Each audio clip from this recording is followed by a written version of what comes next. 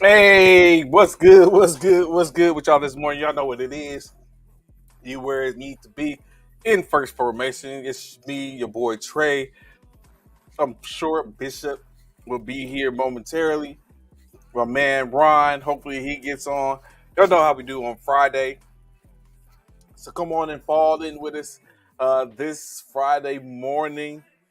Getting ready for the weekend. It's time to go. Let's go. Come on in, come on in. I'll give y'all opportunity, a chance to get in, get to formation. I hope everyone's Friday morning is going good. Hope y'all got some good stuff planned for the weekend. I hope the week has been just a illustrious uh, manifestation of kindness and greatness and people being the best they can be. Come rock with us this morning. Couple of things out there, a few things that are happening. Good morning, Commissioner. What's good with you this morning, Commissioner? How you doing, sir?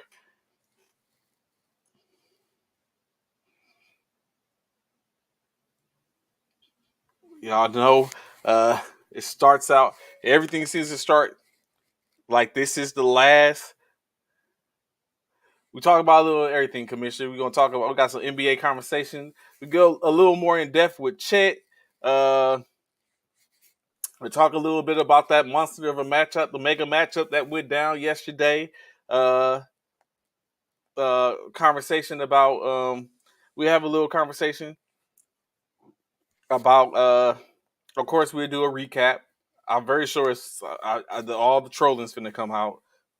All the conversation about how the preseason is just a test of what y'all have. But wait till yes, Chet, Mr. Chet, Mr. Holgram. So we talk about the some NFL action, NBA action, a little in between. We'll see what strikes and tips are fancy. Uh, it should be a whole vibe this morning. But yeah, Commissioner Chet, oh Chet, oh Chet. Unfortunate, but if history has proven itself, there's been plenty of top players in which we're going to talk about as well that have had injuries and had to delay their debut in the NBA. So we'll get you all that conversation, of course. Give a little time to see if we can get anyone else in on it. That when we'll lean with it, rock with it, high ho, lock and load. The engines are revving. We're ready to go. But so true enough, Commissioner Myers, we stay in the college, but it. What we're realizing, I know it's kind of like it's starting to become tongue in cheek and just taboo at this point, to where we sit up and have the discussion. I always talking about how, like you said, if Chet would have stayed in school, or if he would have stayed in school, would he not have been at that pro am? If had he not played in the pro am, had he not got injured, even his own GM Sam Presti, uh, seemingly for the camera, for the media, they can seem upset about it. It basically stated what a lot of people have stated. I think everyone else has stated it before, how basically he that could have happened at any point, any fashion, for the most part. But of course, like you said, tests come back. It has been confirmed that he has a foot injury, basically that was suffered while playing in the crossover program. Now the crossover, don't get me wrong, the crossover program by no means is being, and we're saying, am I saying that that was a reason? It was that because of that particular event. It was just so happened he was in that event at the time. As we know, he played the summer league. He played in the Drew. I think, did he play the Drew? No, he's played. This was the second crossover uh, that he played in. But last Saturday, basically, he sustained the injury, just a injury guarding LeBron James on a fast break. Basically, he went and seen three of the top foot specialists in the country. Uh, he went and see, and that's interesting. I got something for that, Commissioner Wise. Just like you said, he got the bag. So he went and see three of the top foot specialists in the country and all three of them confirmed or discovered that he basically has a torn ligament in his right foot. This torn ligament, basically by all physicians, has stated that it's advised that he gets surgery, which will remove him from this playing year. I mean, remove him from playing this year and push him, delay him a year. So, as Commissioner Meyer saying in the comments, that basically he signed a $44 million contract. So that's 3 or 4 years, 44 million, 11 year average. So what's expected is that he's expected to do weight training. We're gonna get through this. Keep on looking at that. I won't leave it up for a second. The 44 million. Keep looking at that.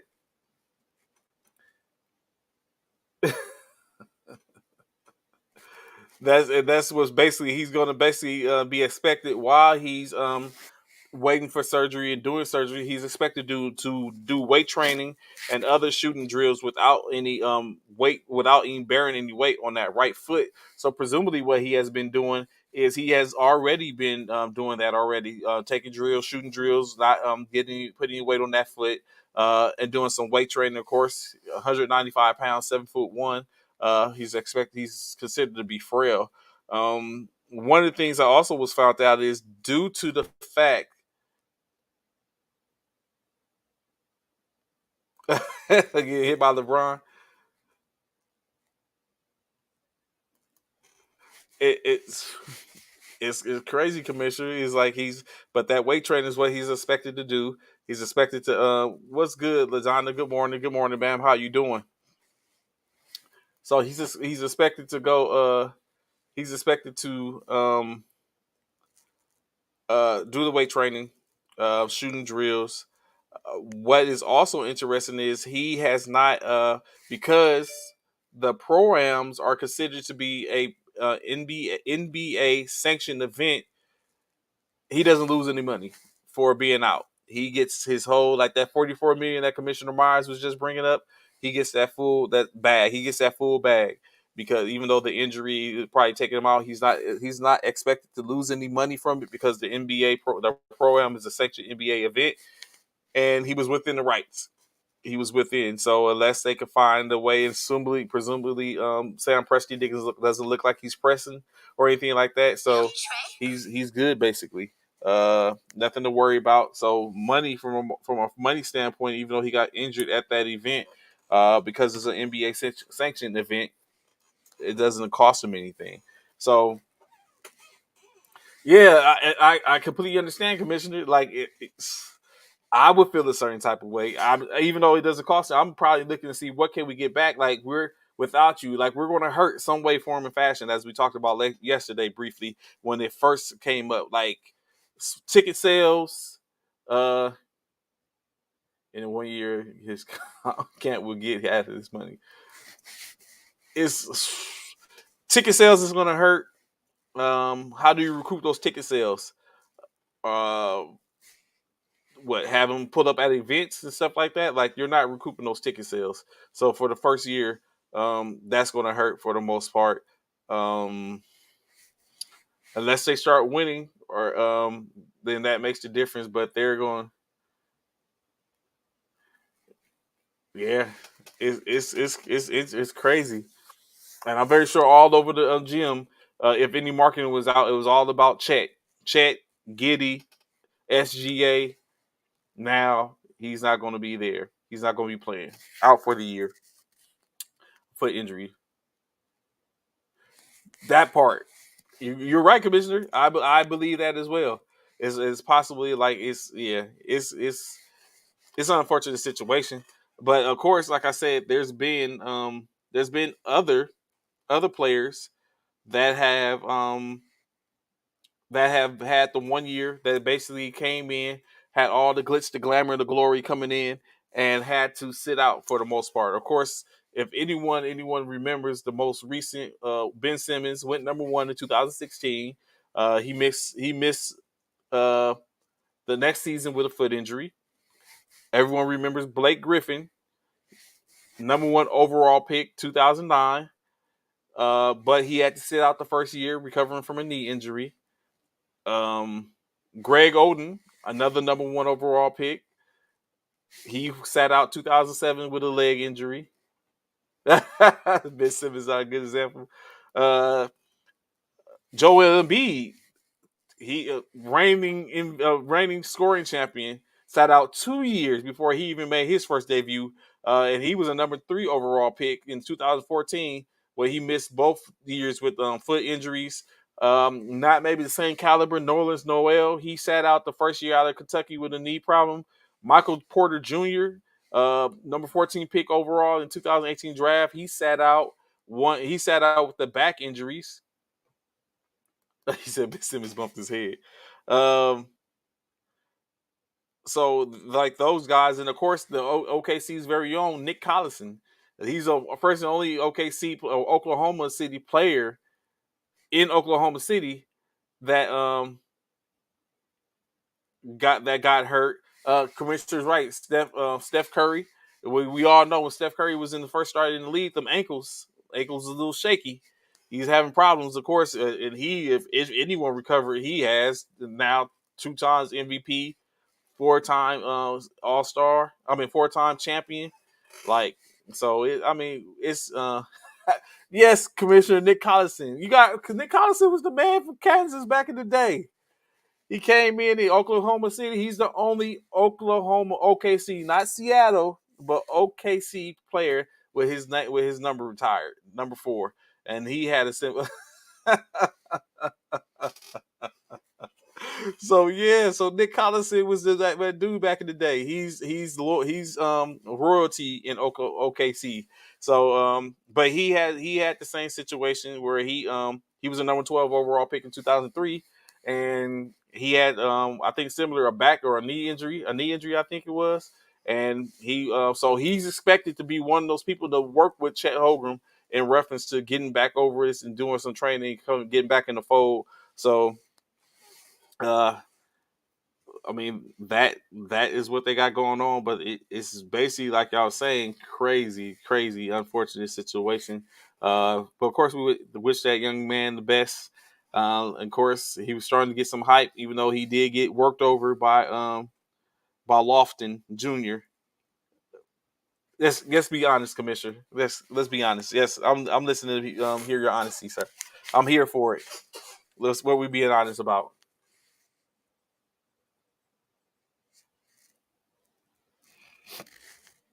Okay, Nick Collison might not have been the best. Like I don't know why he's. Oh wow, you think so, Commissioner? It goes just what Leslie Stokes was saying. He was like, "What do you think about your thoughts on Chet?" He was a suspect at number 2. You think, Commissioner? I like to hear this. We can have this conversation, of course. Suspect at number 2. So I think he showed some promise. Maybe he might have been suspect at number 2. I think he was a top 10 regardless. I don't know about top 5. Where else? I don't know if it's anywhere else he could have went to where his particular skill set could have been key. I didn't see him as a fit in Boston. I mean, not Boston. I didn't see him as a good fit in Houston. I think Jabari Smith, that was the best fit. Paolo, I think he might have. I don't think Orlando does too big good with big men. Yes, we all knew his weight was going to be an issue. And that's what I was about to say. I think he would have been. I wouldn't have wanted him to go to. I wouldn't have wanted him to Sacramento. Um, I honestly think his best would have been to going to Detroit. If he had gone to Detroit, that would have been a better fit for him as opposed to going to OKC. But again, OKC isn't a bad choice. But I just think OKC could have used other. They could have used somebody else in OKC.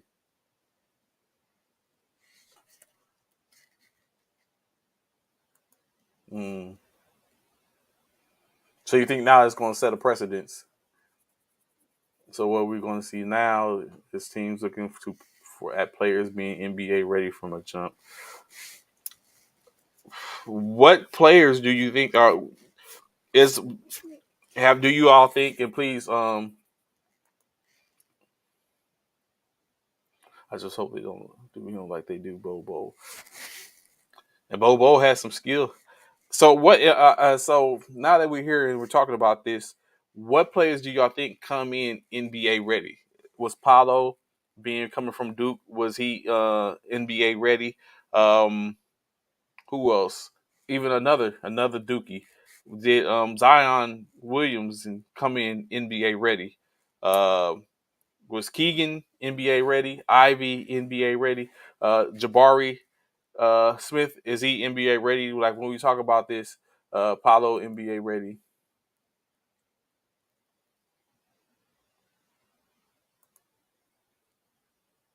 Okay. So is that a good example of saying basically Duke players are NBA ready? And again, all Duke players, all Duke players. So is that the sentiment? Is what I'm hearing is Duke under Krzyzewski. Now he's not the coach anymore. That's a USC player coming from so Dukies, basically University of Duke, gets their players ready, NBA ready. That's what I'm hearing, and which I wouldn't argue that. I can understand. I can feel. I definitely understand and feel where y'all coming from.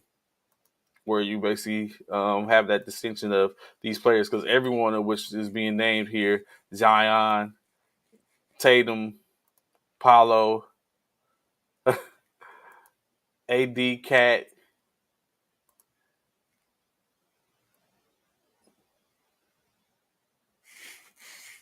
So okay, I got you, Commissioner Myers. So again, I would he went to Kentucky. So yo, Cuss just know me.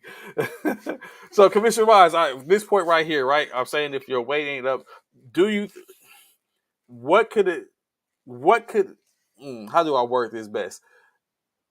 What could have possibly been done to get the frame or that of the nature in Chet Holmgren to be ready to go to have gotten his weight up. Like if he came into if he at Gonzaga the 1 year that he was there, is there anything else that could have been done where he could have still been put on a weight plan and be able? Are you saying that had you been on the organization, a Gonzaga organization, or had you been his in his ear, you would have basically told, okay, stay at Gonzaga 2 more years, and you would have basically put him on a plan to get his weight up, something comfortable for him to be able to still be somewhat the player he was, uh, but to bulk up a bit.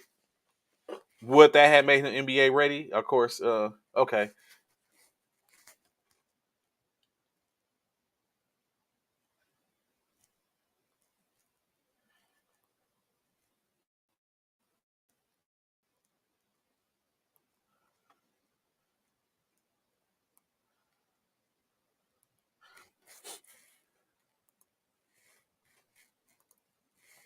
Coming from someone that have trouble gaining weight is hard.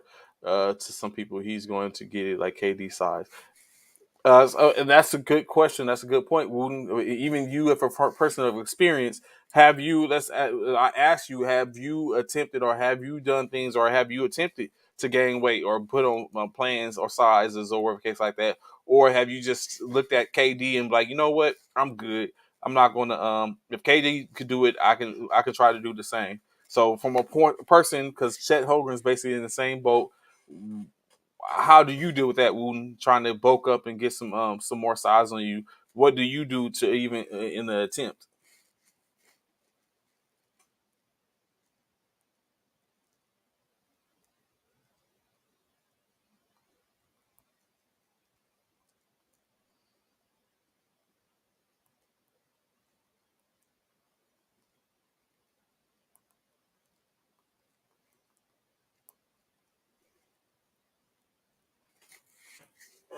Krispy Kremes and Tang, not the Tang, Coach Wayne. You ain't bring the Tang back, did you?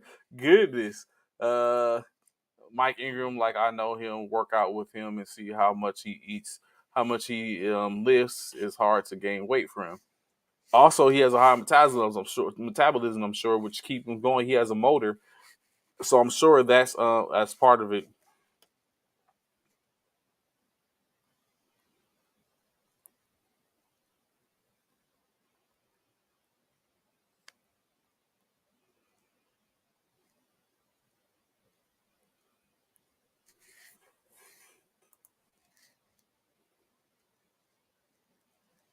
Stability training and a torn ligament. I wonder. I didn't see the play. I didn't go back and look at the play. Um, but a torn ligament in his foot. Uh, I'm sure it was like a turn wrong. Could the stability training had relieved that? It was the way he landed. Okay, got you.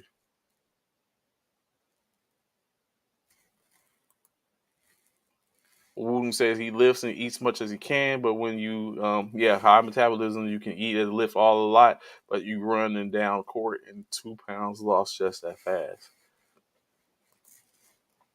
So I'm very sure, maybe sure there's someone out there, Wooten, that got something for you to help you get your weight training, uh, get your body up, get you in, have you ready, or I mean, all army, have you ready. Or when you get there, it's like, okay, work you out. But it's again, unfortunate situation for Holgren. Uh, it brings some stuff into question. Uh, okay, Roger that. I'll track it. I got you, Commissioner. I got you. I got you. Well, hopefully he doesn't be. He's not. He doesn't become a Drew. A Odin. It is unfortunate. It is unfortunate. Hopefully he doesn't become an Odin. More Blake Griffinish or Joel Embiid as opposed to Odin. As opposed to Greg Oden.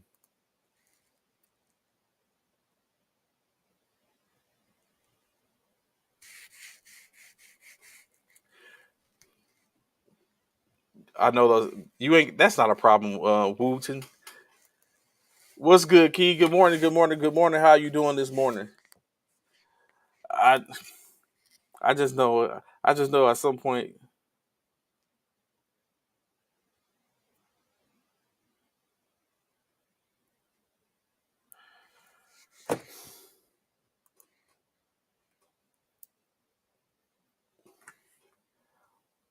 Yes, or that was another unfortunate situation. Uh, so I definitely hope that he doesn't fall into that for the most part. We don't want to see that happen. What else did we have? Of course, back still talking about big men. Um,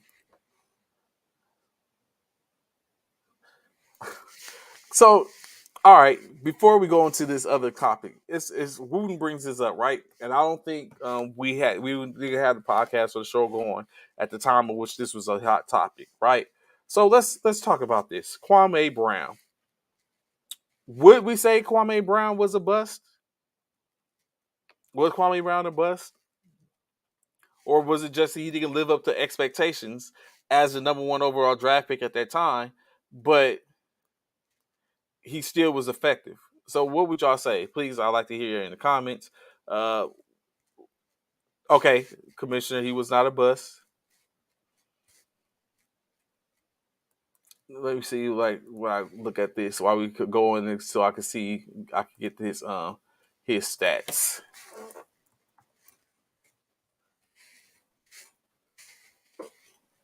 Basketball.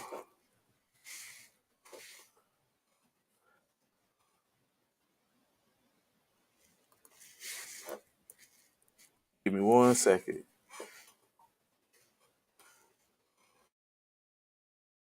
So Kwame Brown.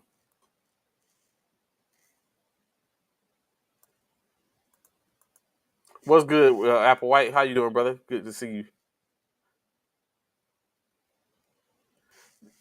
Really, he was a bust. So when you look at it, Kwame Brown, 6 teams. He played for corrections, 7 teams. Played for 7 teams. 607 games.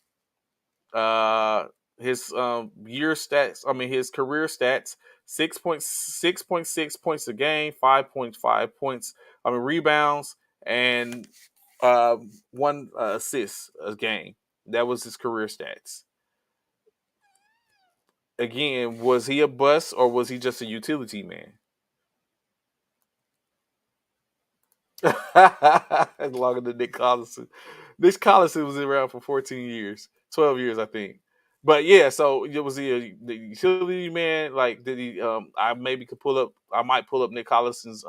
But yeah, so career 607 games, 66.6 game points a game, 5 rebounds a game, 1 assist, 49% field goal, free throw percentage 57 for his career. Good point. I've heard that plenty times before. If you make it to the 54 man roster, I mean that 450 players in the league, then you are doing something.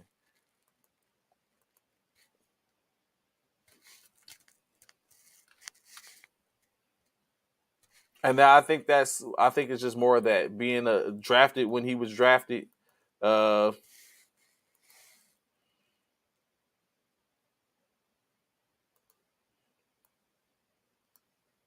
who was drafted after Kwame? Kwame was drafted in 2001. Let me see. So,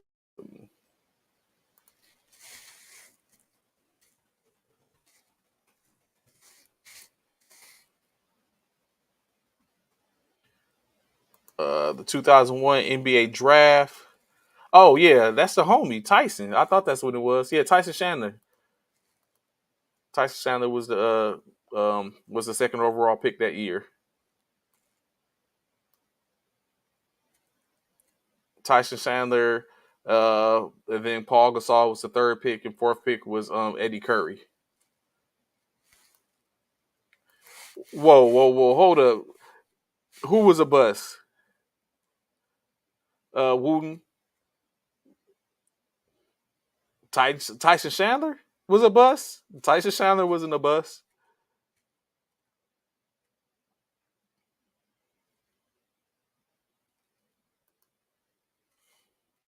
I don't see chest getting too much bigger. Honestly, the difference with KD was he was wing, so his weight wasn't a problem. Chest is going to be a battling bigs night in and night in.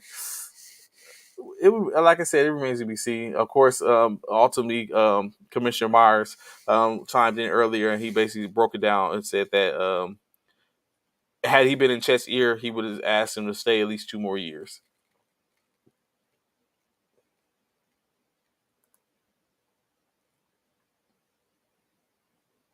Oh, after LeBron, okay. Oh, Braun, not Brown. I'm sorry. Okay, my fault.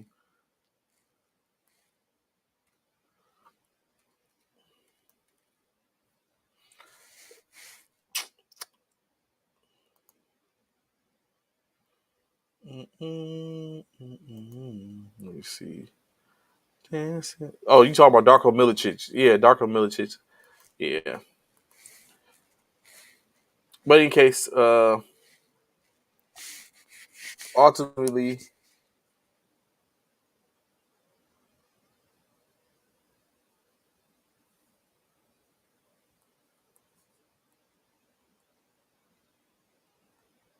I'm sorry, multitasking. Uh,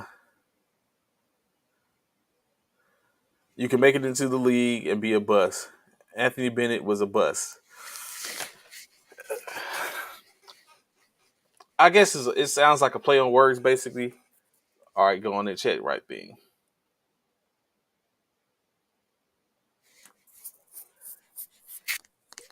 It becomes a play on words.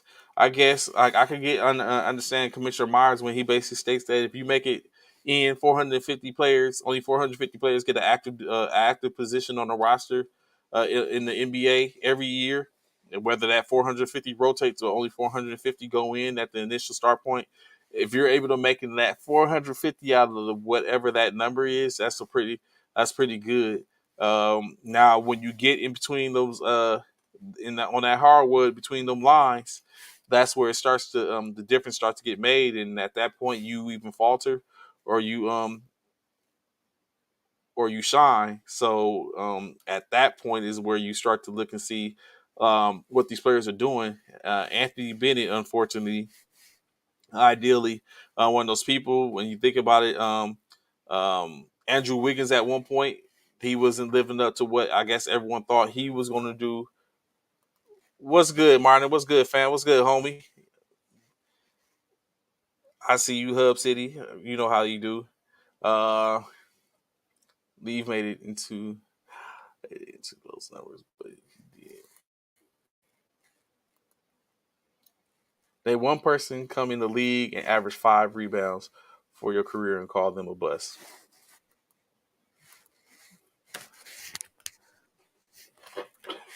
Everyone, and so that's why I say I can understand your sentiment, Commissioner. Definitely, Commissioner Myers. To where career and the average over 608 games. He averaged five. He averaged 5 rebounds a game. Correct. He got on the floor consistently over through 17s over a 608 game career. So and that's what and so it comes back. I think it comes back to the bus talks. In my opinion, goes the same in the conversations that we have in reference to the goat talk. Like it's rules to it, it's levels to it. Yes, everyone can't be that person that goes out and just gets those astronomical numbers that stand out and stick out in our head, but you know what I'm saying? The league is made up of different levels. You have your all stars, your superstars. Maybe that's another conversation that we need to have.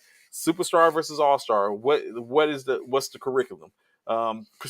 Bust or not a bust? What's the curriculum? We conversations about GOAT, what a GOAT is, what you need to be a GOAT. What do you need to not be a bust to consider a bust? 5.5 rebounds throughout the course of a 10, 12 year career. How long was Kwame around? Kwame was around 2000 left.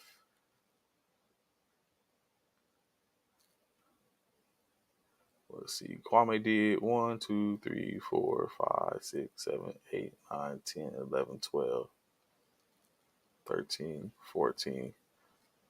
14 years. Kwame was around 14 years. Okay, you got him as a bus. Leslie calling Sean Bradley a bus.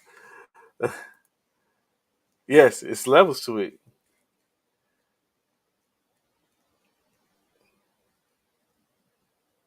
Mm, good point, Commissioner.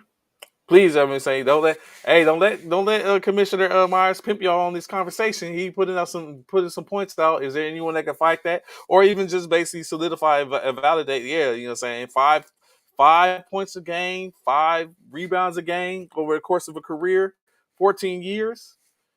Is that bust, or are we being blinded by the numbers? Like, let's talk about that a little bit. Is that considered to be out of pocket?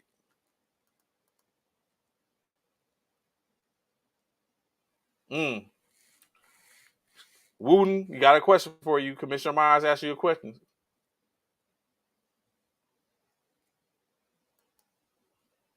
Wooten, Commissioner Myers asked you a question. How many rebounds a game would you average in NBA? NBA, do you think?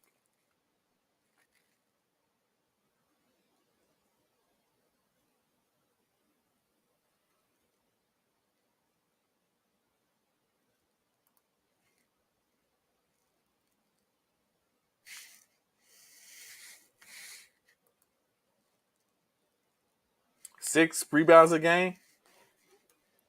Is that sustainable over the course of your career? You would think, Wooten?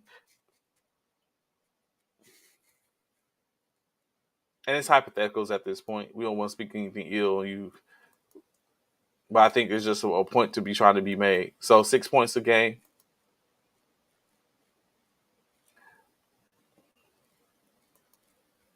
Okay, 6 points a game. See, it'd be conversations like this and why we need that pros versus Joes to come back. He said he'd get 6, Commissioner. He said he'd get 6. He said he think he average 6 a game. I remember that show, Joes versus Pros versus Joes. I remember one of the Joes had to go up against Dennis Rodman. Lock it down. It was no. They had to get an offensive rebound versus Dennis Rodman.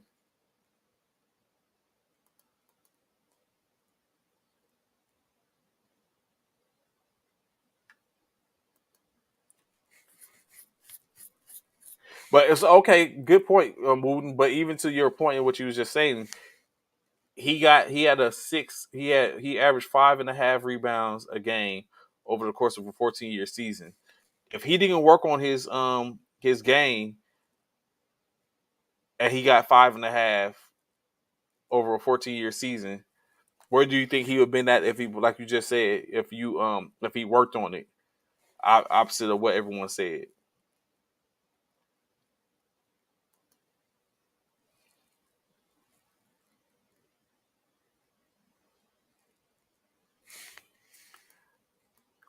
I think you know what is with it was been that question that goes out right, Applewhite, and I get what not Applewhite, Leslie, and I get what you're saying, but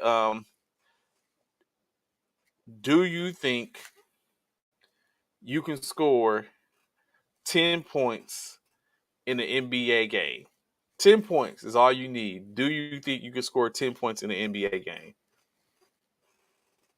Anyone that's that's in the comments, do you think you can score 10 points in the NBA game?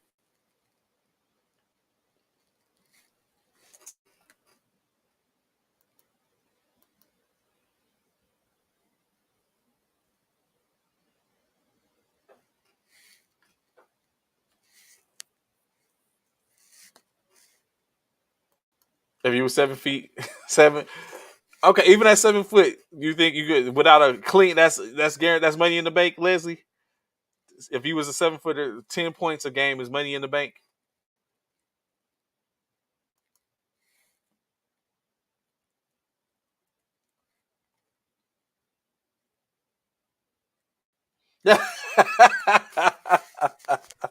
That's what I'm saying. Like I think it's really money in the bank. Woo! I think that's a misconception. Like we know what we do and when we play. Okay, pick up, we go pick up and go play up, whatever case like that. It seems easy, you would think, because you might do it easily on a regular. But in 48 minutes as a 7 footer, I don't think 10 points is guaranteed. I just don't think it.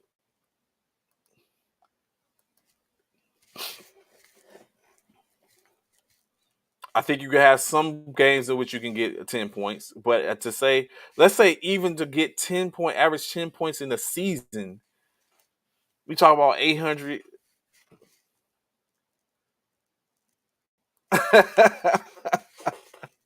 Yeah, it's not happening. If I was 7 foot, I even think as a 7 footer, it's hard. Okay, all you played was basketball. I was thinking more of the fact of just as a regular Joe, just coming in, picking up the ball. You get an internship. It's like you get placed with an NBA team, and they let you run with the NBA team. Can you get in one game? I would even say one in half the games. I would even break it down. Could you get as they are as when you was in your prime, whether you know what I'm saying you played ball and you was in your prime, do you think you can get 5 points over the course of a half of an NBA season? Could you average 5 points in the NBA season? It is, and I think no one really realizes that.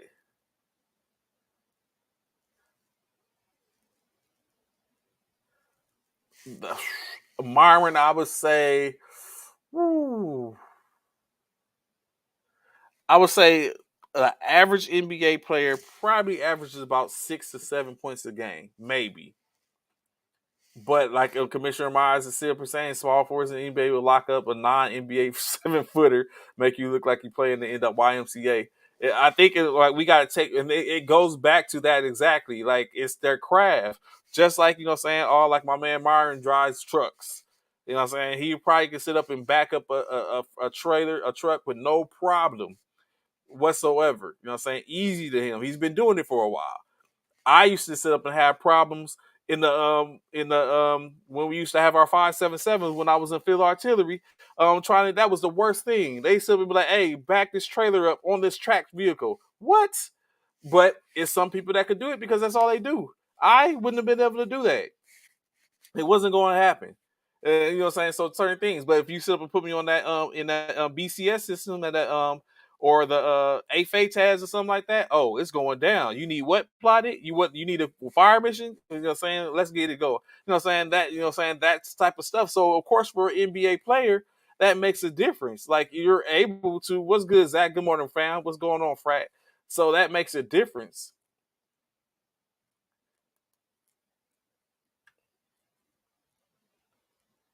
Yeah, exactly. Because you're so right, Commissioner Myers. And that be that, you know what I'm saying? They ready to eat. You know what I'm saying? They eating everyone that they getting eight in their league, but it's like you come to the NBA and like play a pickup, an exhibition game, or a pro am with NBA. It's like this dude is like you be like, why are you not in the league? I am in the league. I'm just like the 14th man on the bench.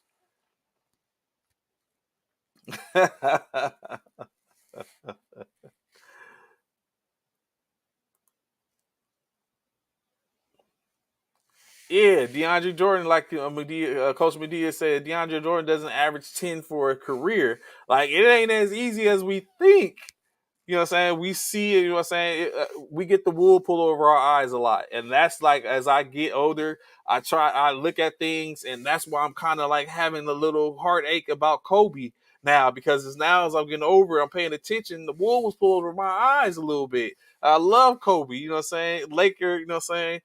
Presumably, possibly one of the greatest Lakers, the top five Lakers of all time. But it's some stuff that I now look at, I'm like, I don't know. You know what I'm saying?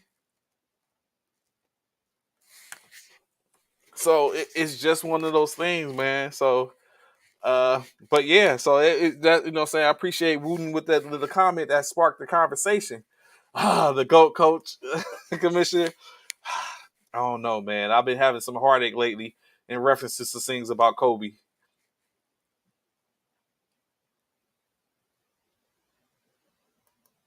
I had D1 offers, but I missed my knee up in this weekend. So I got you. I got you, Wooten. I got you.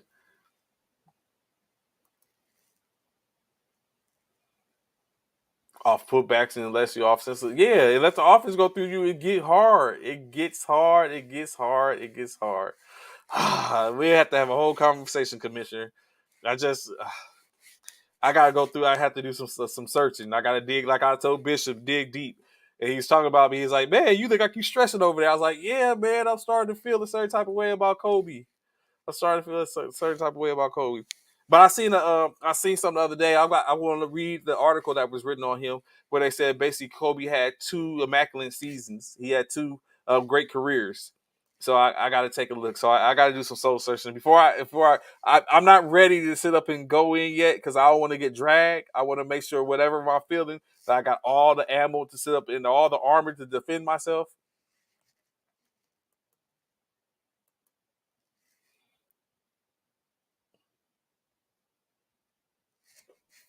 Okay, Wooten.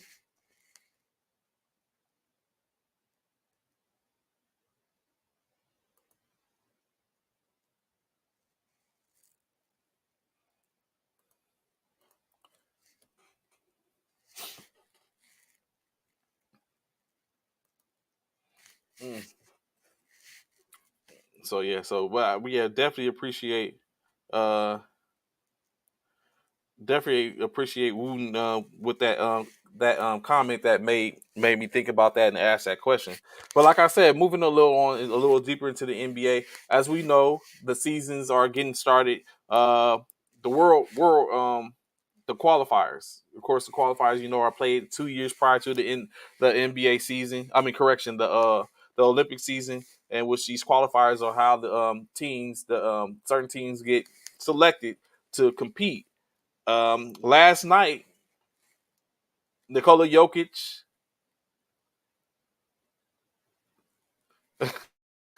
last night Nikola Jokic represented Serbia. Giannis Antetokounmpo represented Greece, and Greece faltered. Serbia came on the top, winning 100-94 in overtime. However, Giannis Antetokounmpo did drop the first 40-point World Cup Europe qualifier high point with 40 points, 8 rebounds, and 5 assists. Nikola Jokic finished with 29 points, 8 rebounds, 6 assists. Battle in the Worlds, as we sit up and talk about the conversation we had a couple of weeks ago when we talk about how the world is catching up to the NBA talent, and two of those talents was on display. What Laker was better than Kobe? Come on, stop it, Applewhite. Y'all gonna draw me back into this. You're saying there's no Laker that was better than Kobe?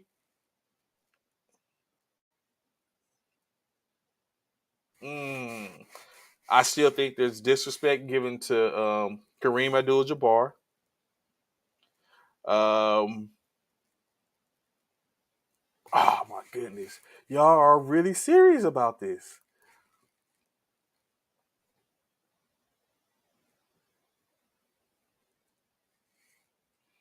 None? Y'all really feel like no Laker is better than Kobe? Woo. Again, I gotta do some soul searching and take a look and see. Kobe is the most. He was organic. He's the best organic Laker. I can say that. Oh no, I won't even say that because Magic was an organic Laker. Okay, I'll give you that. I'll give you that. I will give you that. Mm, I gotta see you about that. Kobe, the best Laker of all time. You realize all the Lakers of all the all-time Lakers. If we used to do a list of all-time Lakers, we're saying Kobe would sit at the top of that list, unopposed. It's just a clean sweep.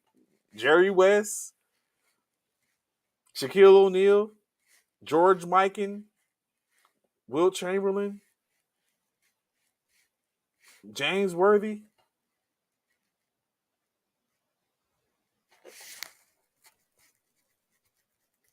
Goodrich. Whew. Okay, that's the rhetoric, but I'm gonna have to really, really, really take a look at that. I know. I'm sorry, Coach. I just have to throw it. I just have to. But that was more of a thing to make it understood. Like you know, what I'm saying because we tend to talk about the regular, like you were saying, we had the Wilkes and all those type of stuff, but people get lost in translation and talking about these people. Um, Nick the Quick. Mm, he is a Laker. He has been a Laker for over 3 years. He has to be on the list in my opinion. Wooten. I don't know if he's on the Lakers all 10 list. True that. It's Jamal Wilkes. I was just throwing someone out there. But definitely not the West. Like West, uh Kareem, Magic.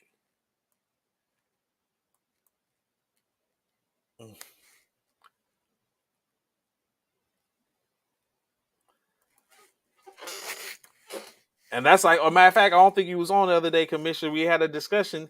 Does Derek Fisher deserve more conversation when we talk about Lakers?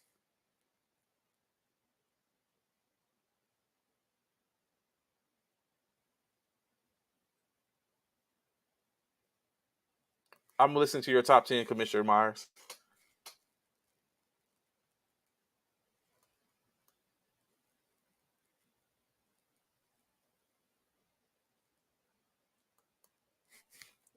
Should be interesting. Got some time.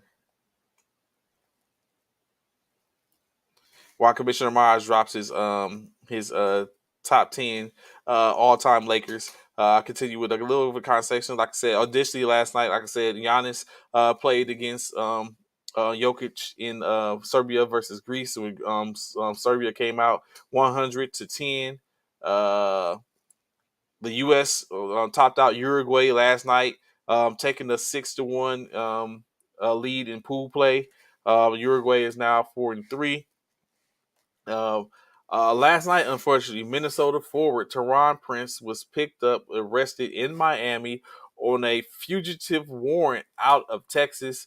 The organization, the Minnesota Timberwolves, are aware of the situation, and they are working with Toronto Prison, his representatives, to get everything the matters, all these matters taken care of. It's just one of those unfortunate situations. We hate to see this for our players to get caught up in those situations. Hopefully, everything is good so Teron Prince can go back into playing. So far in his, it's interesting. We were just talking about this. So far, his career is a 6.6 average. I think it's a 6.7 points he averaged a game so far. Of course, he hasn't played 14 years, but at this point, he's at a 6.7 average. A wing. What's good, Anthony? Good morning, brother. How you doing? Yes, Jokic did. He won the game. He won the game. But Giannis dropped the first 40 point in FIBA European World Cup game.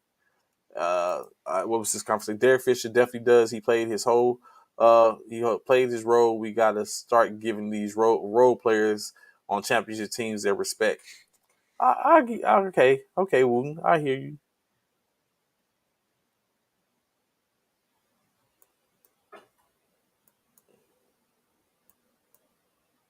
I think Derek Fisher was more of a role player. As a starting point guard, are you considered a role player, or are you considered a well, Draymond's more than a role player, clearly, but uh, as a starter, are you considered a role player?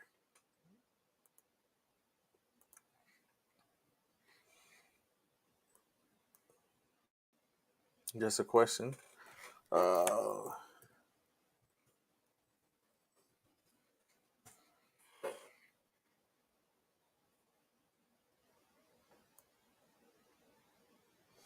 okay, Commissioner Meyer drops his top 10 Lakers of all time. Number one, Kobe Bryant. Number two, Shaquille O'Neal. Number three, Magic Johnson. Four, Kareem. Five, Worthy. Six, Jerry West. Seven, Will Chamberlain. Number eight, Robert Horry. Robert Horry gets into the top 10. Number nine, AC Green. Number 10, LeBron James. Honorable mentions, Derek Fisher, Michael Cooper, Eddie Jones, and Cedric Sabatos. Based on longevity.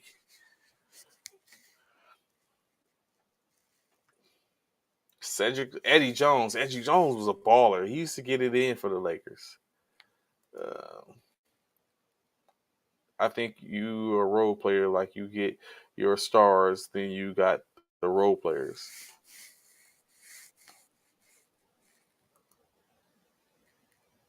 Okay, Wooten Powell over Gasol, based on longevity. Okay, yes, Eddie Jones. Eddie Jones was nice. Had to give him up to get Kobe, but Eddie Jones was nice. People like Vlade. Vlade ain't on the list. Tony Campbell, Michael Campbell. Michael Thompson, Kurt Rambis. Powell's honorable mention. Okay. Michael Cooper over Braun? Are you capping Wooten?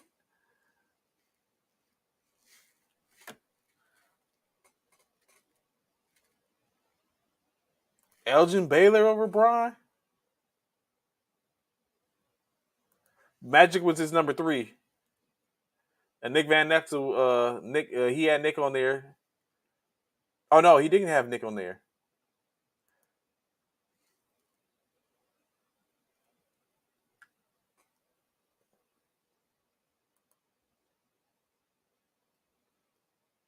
Again, he was a special longevity. Elgin Baylor replaced or Robert Horry.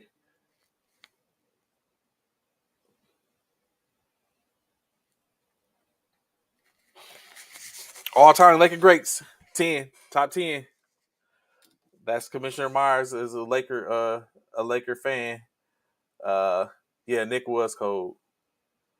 I was looking at some of his highlights the other day, man. When you look at these highlights, when you go back and take look at certain people highlights, you be like, man, just recently watched Nick Van Nessel's highlights, Penny Hardaway highlights, Jason Williams highlights.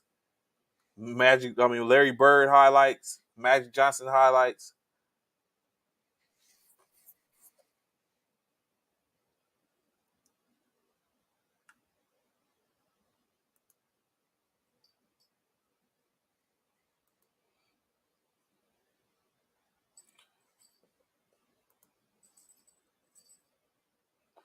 Nick was better than Fisher, but again, for longevity, I think Fisher had more longevity than Nick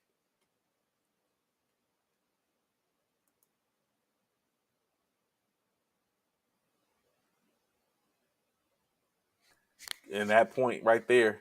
Nick ain't got a ring. I don't think Nick got a ring.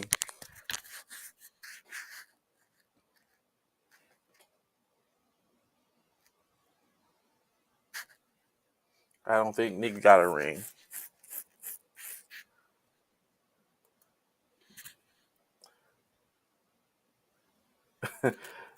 She got the shot off. So yeah, it's woo. I had to set up. As a matter of fact, let me make sure. Let me see this. Get this.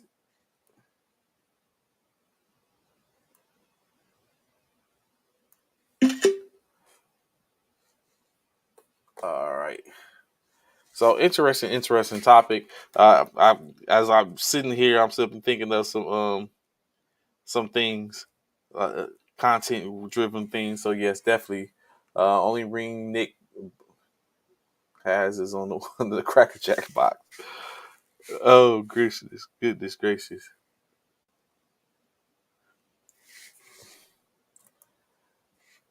Are you saying this based on the fact that he hasn't been in the Laker uniform long enough, Wooten, and done anything in the Laker outside the one championship that they won?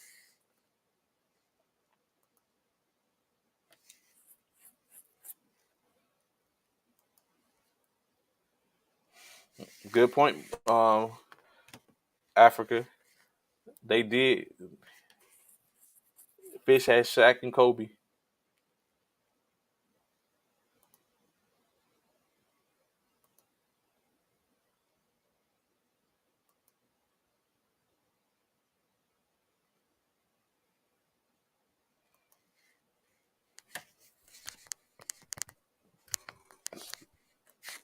Okay, so LeBron still has more to prove to be to move up that Laker all time Laker list.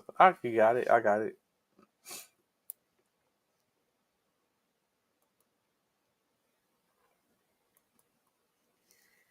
Nick had Shaq and Eddie.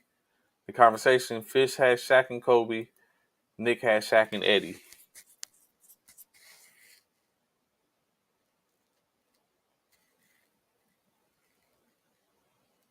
Two more. Okay.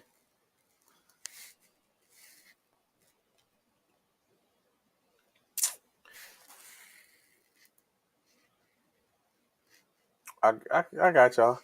Uh, Me as a Laker fan, like I said, I got some soul searching to do. I got to do some. Got to take some looks. Maybe look at some documentaries. Go back and look at some stats. Some work.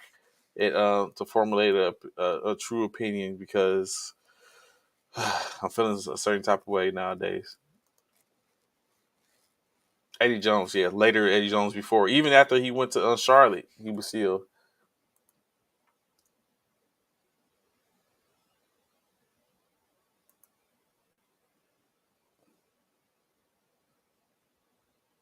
Ooh, number 10. He has to win two more championships to get your number 10 spot as an all-time Laker. Wooten. That's a oh dang. That's a hard.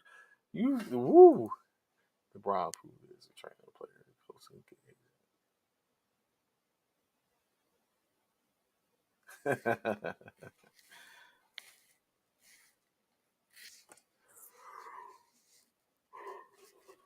Excuse me. I'm sorry. Excuse me. Interesting. Definitely interesting. So I know a reason for why a lot of people are here, especially those who listen to me talk and go on and go on and go on. Last night, a couple of games took place. Last night, the Packers faced off against the Kansas City Chiefs. Kansas City getting the W with a 17-10 win. Jordan Love pulled up. 16 completions, 26 attempts, 148 yards, the one interception.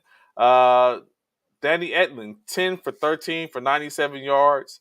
Rushing, Patrick Taylor Jr., 7 carries for 34 yards. Tyler Goodson, 7 carries, 28 yards, and 1 touchdown. Amari Rogers, 3 for 17. Dexter Williams, 3 for 7. Wide receivers, 6 for 83. Samori Torre, Amari Rogers, 4 for 39. Tyler Goodson, 5 receptions, 26 yards. Sal Cannella, 2 receptions, 18. Patrick Taylor Jr., 3 for 17. And Travis Fulgham, 1 for 16. So I see Travis Fulgham was picked up after he was released. In other action, I know here he comes, I'm sure. The San Francisco 49ers faced off against the Texans. Faced off against the Texans. San Francisco blanked as they did not get a single score, lost 17-0. Brock Purdy was 13 completions out of 20 for 182 yards, 1 interception. Trey Lance, 7 of 4, 11, 49 yards. Nate Sudfeld, 5 of 10 for 49 yards, 1 interception. Trey Sermon led the rushing carries with 8 carries for 20 yards. Jeffrey Wilson, 3 carries for 16 yards. Brock Purdy had added 3 carries for 10 yards himself. Jordan Mason, 4 for 7. I have to go back to the other game. I'll go back. Receiving, Ross Dwelly, 3 receptions, 42 yards. Will Snead, 2 receptions for 36 yards. DeJuan Jennings, 3 for 34. Malik Turner, 3 for 34. 20. Marcus Johnson, 2 for 29. The Texans were led by Davis Mills, 6 for 10, 58 yards, 1 TD, 1 interception. Kyle Allen, 2 for 3 for 36 yards. Rushing, Marlon Mack, 10 yards, 55 carries. 10 yards, 10 carries, 55 yards. Damian Price, 6 carries for 37 plus a touchdown. Russ Burkhead, 10 carries for 28 yards. Royce Freeman, 6 for 20. Chris Moore had 2 yards receiving for 35 yards and a touchdown. Seth Green with 1 for 24 yards. Chris Conley, 2 receptions for 15 yards. Dare Ngabwe, 1 carry, 12 yards. 1 reception, 12 yards. As, like I said, the Texans were able to defeat the 49ers last night, 17-0. Going back to the Chiefs stats, Shane Buechel, 11 carries, 11 completions, 17 attempts, or 166 yards with 2 touchdowns. Justin Crum, 1 for 1 with 11 yards. Chad Henne, 4 for 7 with 23 yards. Isaiah Pacheco, 10 carries for 52 yards. Ronald Jones, the second, 8 carries for 43 yards. Michael Burton, 1 for 5. Matt Busham, 3 for 73 yards with 2 touchdowns. Darius Fountain, 2 for 36. Jody Forston, 3 for 26. And Aaron Parker, 1 for 21. It goes on. The preseason stats are pointless. It's practice and scrimmages games almost against most era league players trying to make the squads. That's true, Applewhite. So yeah, that's what I'm saying. The records don't really count. It's just a matter of what what they're building on and stuff. So in a lot of times frames in which you're gonna it's a lot of people don't focus. Yeah, we don't. I'm not worried about it. Like when Trey Lance starts off come next week, 2 weeks from now, then that's where it really dials in. So I wasn't really concerned with it. Just reporting. Dallas Chiefs, Chargers, Bucks, Bears. Which team do you want it? Which team don't make the playoffs? In my opinion, the Bucks. Maybe the Chiefs too. Bucks and Chiefs. Oh yeah, you know what it is, Africa. Definitely, brother. So for the most part, of course, you have that. But and then additionally, when you look at it, gentlemen, how I look at it is these are the last couple of games. This is the last games in which they have that's going down for preseason. 49ers played their last game. Now you look at who do we start cutting? In the place in reference to the 49ers as well, we have some we have to do something. Jimmy Ward is out. He's currently out with a hamstring issue, which means this late in the game with that hammy, if he doesn't get put, he has to even be put on the 53-man roster in order to be able to come back ahead of time. If not, he has to be put on the physically unable to perform list, in which he or IR, in which he'll be out 4 games. If that doesn't happen, if they put it because he's going to the IR. If he goes on the IR list prior to the season starting, he's going to be lost for the year.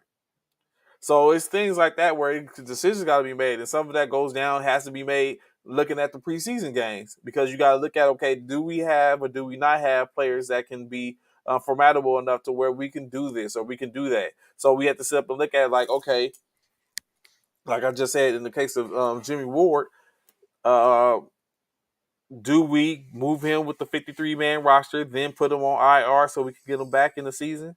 Or are we able to do that? Or do we have some players that we want to carry forth and we would rather just go ahead and put on the physical unable to perform list and lose them for the 4 games, and then later on come back and be like, okay, we can make some moves and make some stuff happen. It's stuff like that.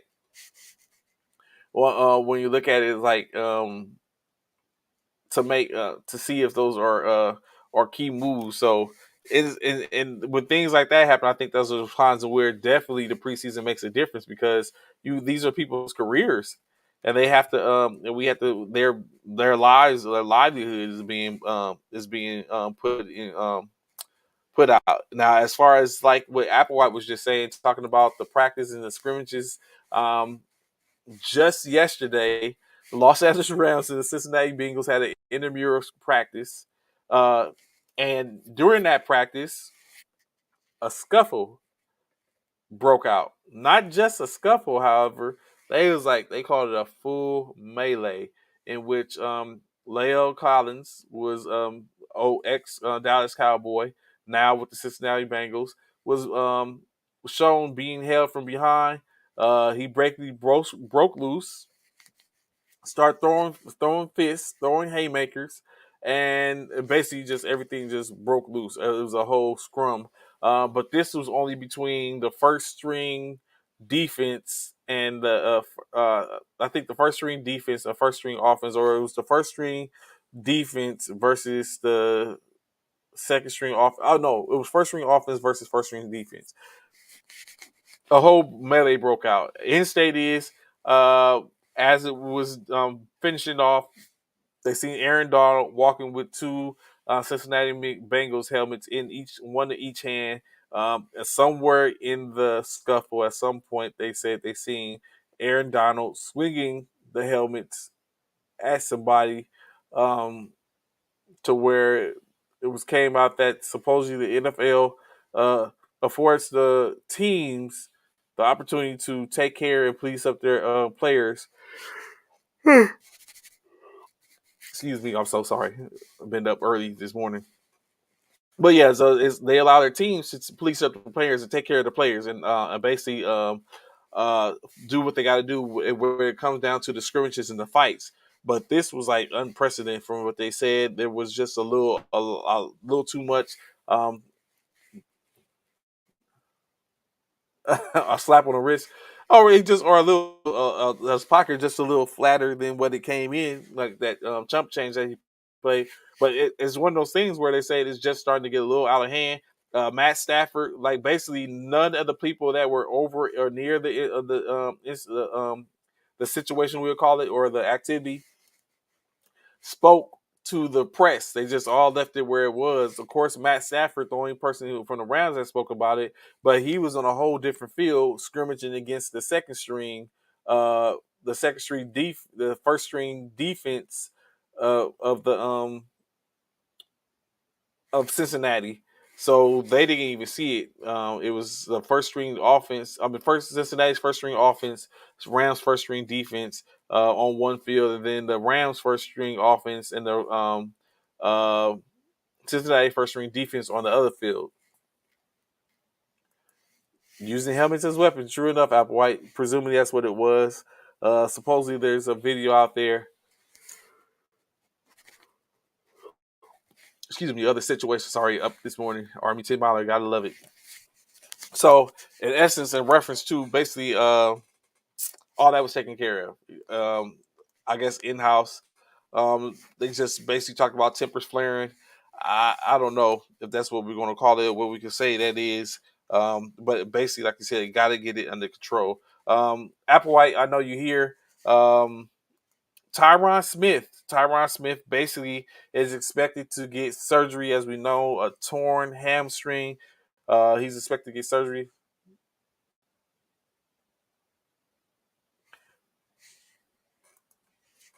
Don't see why they make a deal of dudes fighting in the violent sport.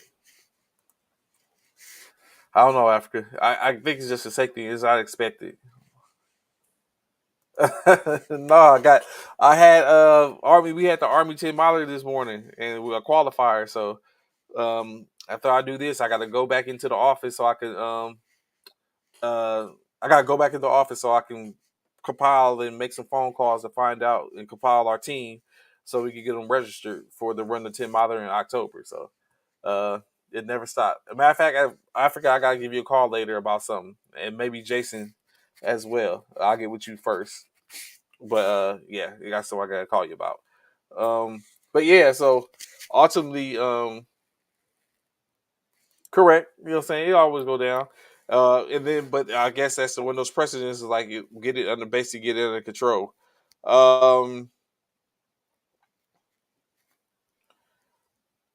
the Chargers. Yesterday we forgot to talk about it. Cornerback J.C. Jackson. You know he was one of the new acquisitions that they received that was looking at bolstering. Where we talk about those defenses being better and the in AFC West being that much better. J.C. Jackson is out 2 to 4 weeks after he basically has to have a surgery on his ankle. So it's like all this, like we're coming down to the beginning of the season, and these top tier players that we expect to be in the fray to basically push their teams forward, are all going out. J.C. Jackson out 2 to 4 weeks. Zach Wilson, we all know he was out 2 to 4 weeks with his situation. Tyron Smith out 2 to 4 weeks. Players on the whole partially all of the Tampa Bay offensive line out. Three of the starters out. Jameis Winston, we ain't seen him in action. He's been out. Uh, Michael Davis, he had a hamstring injury after being out for a whole year and a half. Like all these players out at this particular point, making it hard for some of those teams. So, what Appleside Smith has been in and out the last 2 years. Cowboys line suffered when he is not there. Yeah, and y'all got a hell of a. I ask y'all this real quick. Y'all already know first game of the season, Dallas Cowboys. Correct, Dallas Cowboys, Tampa Bay Buccaneers, and the other game, the kickoff game, the Rams versus the Buffalo Bills. Who y'all got? First game of the season. Matter of fact, y'all ain't even got to offer it. Say what it is now, but just know that question is coming in about a week or two. Rams versus Bills. First game of the season. Thursday night football. Who y'all got? What's good? What's good, Fred? How you doing this morning, brother? Good morning. Good morning. Good morning. Stanton. What else we got? What else we got? What else we got? I checked out this morning. Oh, I do have something, but it's coming a little. In another unfortunate turn of events, the Buffalo Bills punter Matt Ariza has been accused of has been arrested. I just say that arrested. I won't say what it was, but he's been arrested, and it has to do with a 17-year-old girl and alcohol. Happened in San Diego. He basically can't face any type of Cowboys and Bills. Applewhite, I got you. He can't face any type of discipline from the NFL because it happened before he was in the league. But Buffalo Bills are aware of the situation. It's a little. It's not looking too good for the home team. I will say that. But he's a punter, so I don't know how If he becomes one of the players cut next week on the roster or from the rosters. But currently, as a situation, like I said, arrested last night. Uh, excuse me. Unfortunately, turn of events that took place. The girl was 17 years old, and it was said that he knew she was 17 years old. I don't know what people be thinking, man.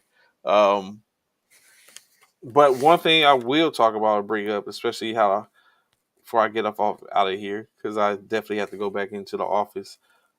So we know the NFL's top 20 is still out there. Um, Still 20 players left. So what happened is the NFL did release that top 20. However, they did not release what the rank was. They just released the 20 players. So we know who are going to be the 20 players that's going to be in the top 20. We just don't know what the ranks are. So here are the 20 players, alphabetical order. Las Vegas Raiders wide receiver Devontae Adams. He was number 6 last year. We'll see where they're going to put him at this year. Buffalo's Bills, Josh Allen. He was number 10 last year. We'll see where he falls this year. Tampa Bay Buccaneers, Tom Brady. Last year he was number 7. Los Angeles Rams defensive tackle Aaron Donald at number 2 last year. At last year's number 16 was Cleveland Browns defensive end Myles Garrett. Tennessee Titan running back Derrick Henry, number 6 last year. Miami Dolphins Tyreek Hill was number 15 last year. Los Angeles Chargers cornerback J.C. Jackson was number 49 last year, but this year he's going to be a top 20 candidate. At number, correction, not number, Minnesota Viking wide receiver Justin Jefferson. He was at number 53 last year. This year he moves up at minimum 23 spots because he's in the top 20. Kansas City Chief Travis Kelce. Last year he was number 5. Cooper Kupp.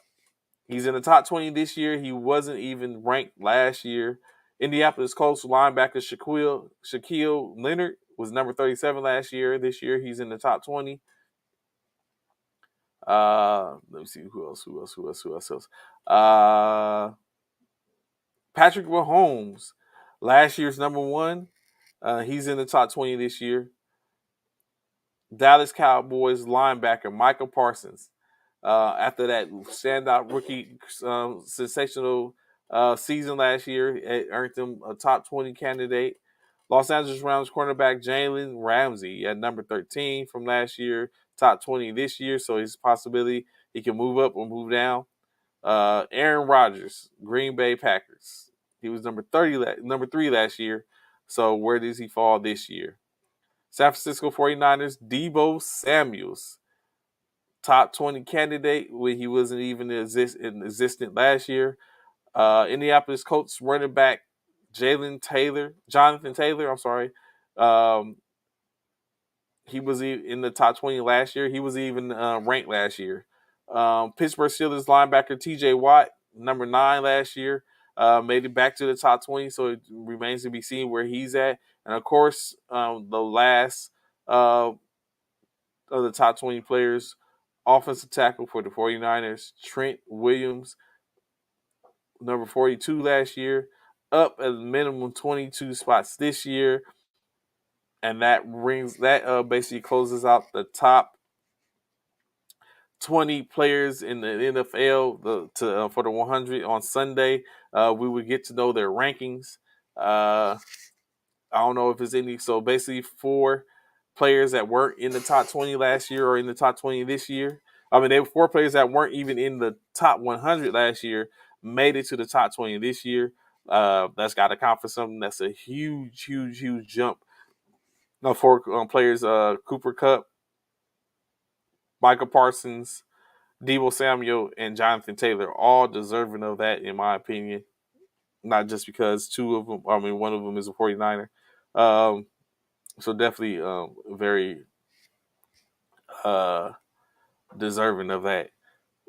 Let me see. Is there anything that I missed I want to cover before I get up out of here? Oh, let's go. Let's have a good little conversation about this review as tonight. So tonight again, I know some of y'all don't care about uh preseason as stated, but I still put it out there. We got a slate 4 game slate tonight. Your team might be playing. The Buffalo Bills will face off against the the Carolina Panthers 6 p.m. Central Standard Time tonight. Maybe catch that and see some Seattle Seahawks will do battle with the Dallas Cowboys. The Los Angeles Chargers face off against the New Orleans Saints, and the New England Patriots would do battle with the Las Vegas Raiders. 7:15, they'll be in the last game tonight. And then tomorrow, Saturday, 8 games on the queue. The Washington Commanders take on the Baltimore Ravens. The Philadelphia Eagles will face off against the Miami Dolphins. You get to see firsthand Miami defense against Tua. The Chicago Bears will do battle with the Cleveland Browns. The Arizona Cardinals will face off against the Tennessee Titans. The Tampa Bay Buccaneers do battle against the Indianapolis Colts. It is suspected that Tom Brady might start and get a couple of repetitions in before he hang him up for the remainder of the preseason. The Minnesota Vikings will face off against Russell Wilson and the Denver Broncos. The New York Jets will face off against the New York Giants, and the Detroit Lions will do battle with the Pittsburgh Steelers. Um, of course, you look forward to that this weekend. Applewhite, where you at, man? This weekend we'll have our draft on Sunday. Like I said, 2 p.m. Central Standard Time. Is going down. First formations, first annual inaugural fantasy football season. We got a couple of individuals that's in it to win it. No buy-in. After today, after tonight, I basically close it, and you need to get into the league, man. I sent you a request. Let me know if you got it so you can get in. I'll be shutting it down after the day. If we don't have all the slots filled, I'll go with what we got, and we'll go ahead and get to going. Facing off draft tomorrow. Correction, Sunday, 2 o'clock Central Standard Time. It's going to be I think we're going to do it draft live on. Okay, I sent it to you. Check your messenger. Um,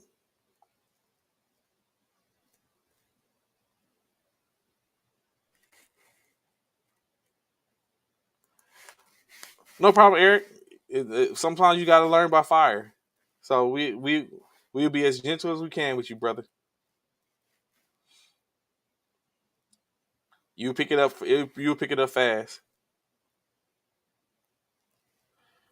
You won't have no problem.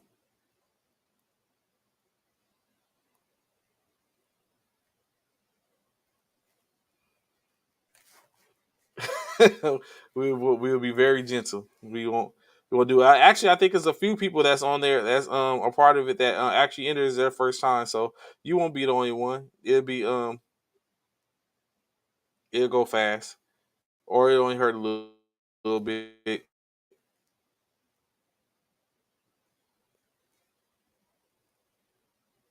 Just can't be last. That's all it can't. Just can't be last.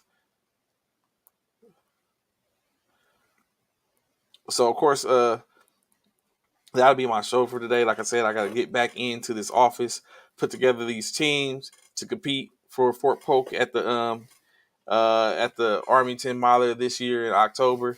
It's been greatly appreciate y'all getting on with us this morning. I look forward to seeing y'all Monday, same time as usual. 9 to 1100 hours Central Standard Time every Monday through Friday. Uh, no, I hit you up, Eric. Did I have something to talk to you about? I don't think I do. As Applewhite and Africa. That's what it is. Africa. I got to talk to Africa, and I call him some work stuff. Well, kind of work stuff. And Jason. That's what it was. Jason in Africa. That's what I talked about. Um, but like I said, look forward to seeing y'all next week.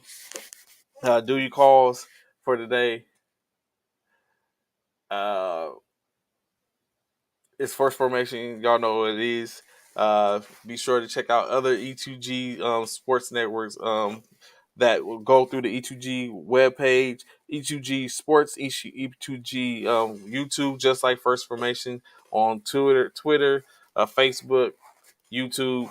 Uh, like I said, be on the lookout when y'all see if y'all subscribe when you see that notification, y'all know it's gonna be something.